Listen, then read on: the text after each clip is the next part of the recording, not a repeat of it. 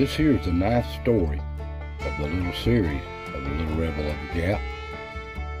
All his life growing up during the Depression in Cumberland Gap.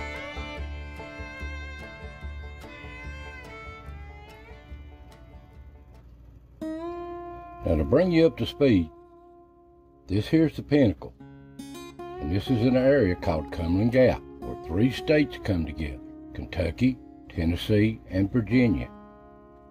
Looking from the Pinnacle, and he grew up in a little place called Tipple here in the foreground. This is the area of Tipple looking back towards Cumberland Gap, the gap in the mountains. Just a poor little community back in them days.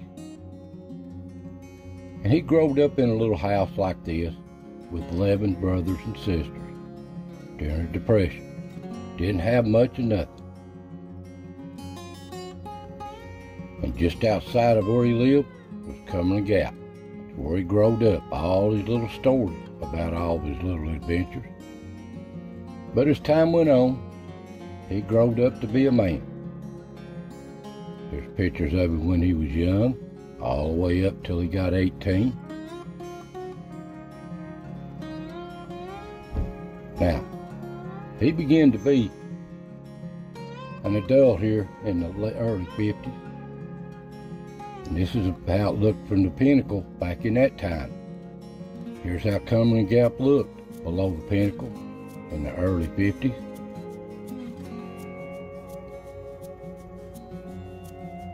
Growing community. And over to the right, looking down, is the city of Minisboro, Kentucky. It was a thriving little place. All the mining going on around it. And this is what it looked like downtown about that time in the early 50s. Booming little place. He started working at a gas station. This is what he learned to do, working on cars and gas stations. A little old young country boy. He loved cars. Him and his friends would race them on the weekends. They'd work on cars all week. Fix them something together, and they'd race them on the weekend. And yes, he's wrecked a few of them too. But he's lucky he didn't get hurt bad. But they just build another one and continue racing. And one day, here working at the gas station on an old hot afternoon, he went downtown for lunch. There's many little old restaurants around here to give him something cheap to eat. And this is where he met somebody that changed his life forever. He happened to bump into a coal miner's daughter. And he just knowed when he laid eyes on her, this was the one. Just that feeling you get. And they got to know each other real good. Got to talking, learning each other, and fell in love. He even met her brothers,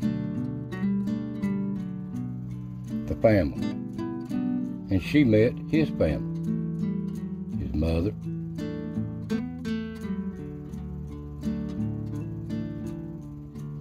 And he went to Michigan with his uncle. Went to Michigan's uncle to make some money so they could have something maybe for a future to get married. And he was up there for a few months, and he would write letters all the time back and forth, and he just couldn't stand it. He was so lonely, so lonely. So he come back one weekend. He'd been writing her. They're gonna get married when he comes in. He scraped up, saved him enough money to come in to get married. Come in on a Friday evening, and they were so happy to see each other. So excited. They hadn't seen each other in a few months. And they was going to get married the next day. But he didn't have no clothes. All he had was just his work clothes, gas station clothes he always had. He never had a penny for nothing.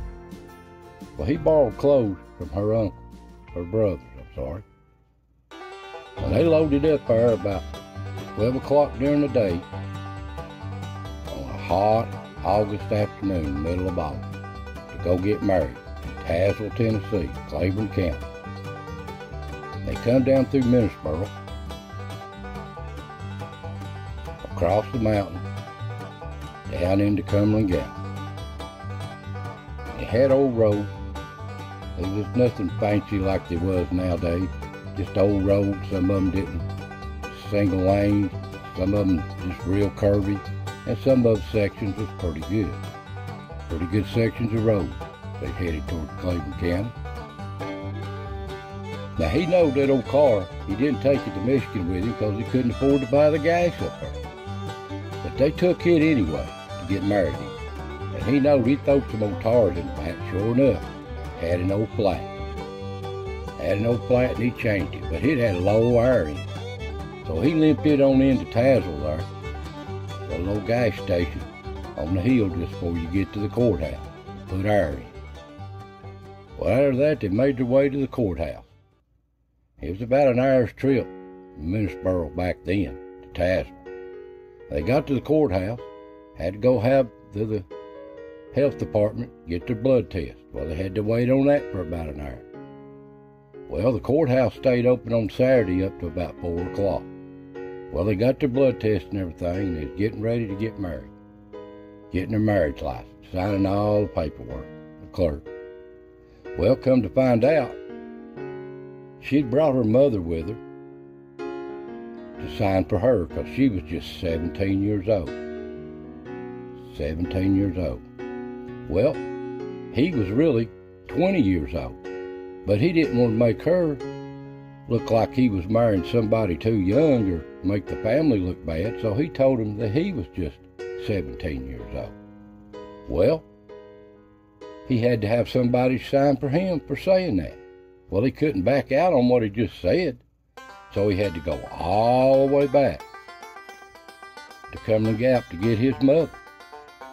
And they took her mother on back to Minnesboro while they was out, because they didn't need her anymore because she'd done signed. Well, they headed back towards town, fast as they could go, fast as that old car could go. And it hot, and them old dry rotted tires where that car had sit so long. They had another flat. Had to change another. He'd thrown some old spares in there earlier, because he knows what was going to happen. Sure enough, he had another old flat. Well, they came lipping into Tazewell there real late in the evening. The sun was going down. And it was about, 6 or 7 in the evening, they said. The sun was getting late, getting down. The courthouse had closed at 4. I said, well, this is a wasted trip. All this headache for nothing. But he didn't give up. They happened to see somebody walk around the courthouse, walk around towards the cars, and they asked about it, and it happened to be people that worked in the court clerk's office. He told him the situation. Well, she told him where to go to a person's house, and they signed the rest of the paperwork. Got that took care of. Well, now they need to get married. Courthouse is closed. There's no preachers around, no nothing. Well, she happened to know somebody that would marry him late in the evening. So they went to a little old cottage there, and they got married. And finally, all this hard work paid off. And they were so happy. Well, they headed back to Minnesboro, back up to her mother's house. While they let her out when they went back, she'd made them a big dinner. Because they know they didn't have no money. He'd spent all of his money on gas and marriage licenses and paying the preacher and all that stuff. Didn't have much at all. But they had each other. And they were so happy. Well, the next morning, they had to get up, had to go back to Michigan. He had to report to work on Monday morning, but at least he was taking his wife with him. They was tickled to death, but they didn't stay up there long. A few months, they saved and scraped up enough money, they come back home. A year later, I was born. And that's about the time he started in the mine, started coal mining. That's where the money was if he stayed in these old mountains. That's where it was at. And that's where the story about started for the old finger mashing Ford stories. Stories of me when I was growing up as a child. But they were so happy together. They happened to be together for 66 years. 66 years together. Had 4 kids, 7 grandkids, 10 great-grandkids. But he did. He left first. So I hope you enjoy his little stories of the Gap.